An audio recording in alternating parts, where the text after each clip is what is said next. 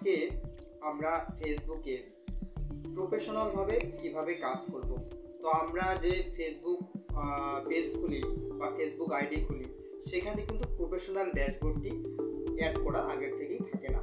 তো আমরা সেই প্রফেশনাল ড্যাশবোর্ডটি আমাদের প্রোফাইল পিকচারের নিচে প্রফেশনাল ড্যাশবোর্ডটি সিলেক্ট করা থাকবে বা ওখানে দেওয়া থাকবে, সেটা আমরা কিভাবে অ্যাড করব। চলো তাহলে আমরা সেই সেটিংটি দেখে নিই।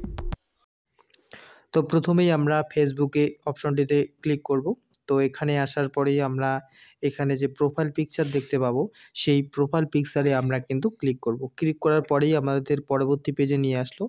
আসার পরে এখানে কিন্তু আমরা দেখতে পাচ্ছি না প্রফেশনাল ড্যাশবোর্ডটি। তো 3 ডটে ক্লিক করব আমরা। করার পরে এই পেজে নিয়ে আসলো। আসার পরে এখানে যে দেখতে পাচ্ছি আমরা আনলক প্রোফাইল, অর্থাৎ এখানে যদি লক করা থাকে তাহলে কিন্তু এরকম দেখাবে। তো আমরা কি করব, আনলকে ক্লিক করব। করার পরেই আমাদের পরবর্তী ইন্টারফেসে নিয়ে আসলো। তো এখানে কিন্তু প্রোফাইলটি আমাদের লক করা আছে। সি ইওর প্রোফাইলে আমরা ক্লিক করলাম। করার পরে এই পেজে নিয়ে আসলো আনলক ইওর প্রোফাইল। তো আনলক ইওর প্রোফাইলে আমরা ক্লিক করব। করার সাথে সাথে আমাদের পরবর্তী পেজে নিয়ে আসবে এবং আমরা এখানে ওকে যে চিহ্নটি আছে, এই ওকে চিহ্নে ক্লিক করে দেব। দেওয়ার পরে আমরা কি এখানে কিন্তু এখনও আমাদের প্রফেশনাল ড্যাশবোর্ডটি আসেনি, আমাদের এখনও কাজ বাকি আছে। দ্বিতীয় সেটিংয়ে 3 ডটে ক্লিক করব। করার পরে আমরা এরকম একটা ইন্টারফেস পাবো। তো এখানে ফলো যে সেটিংটি আছে, সেই সেটিংয়ে আমরা ক্লিক করব। ক্লিক করার সাথে সাথে আমাদের একটা এরকম ইন্টারফেস শো করবে এবং ট্রাই প্রফেশনাল মোড এখানে ক্লিক করব। করার সাথে সাথে এরকম একটা ইন্টারফেস আসবে, এখানে টার্ন অন করব আমরা। করার পরেই আমরা কিন্তু পরবর্তী পেজে চলে যাব। এই যে চলে আসলাম। আমাদের এখানে 1 2 3 4 5টা সেটিং আছে, এটা নেক্সটে ক্লিক করতে হবে। করে দিলাম।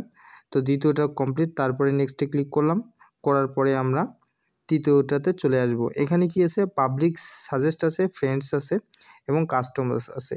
তো তোমরা তোমাদের সেই সেটিংটিকে মনোমতো করে রাখবে। পাবলিক করতেও পারো, ফ্রেন্ডও করতে পারো। তো আমি এখানে পাবলিক করে দিচ্ছি।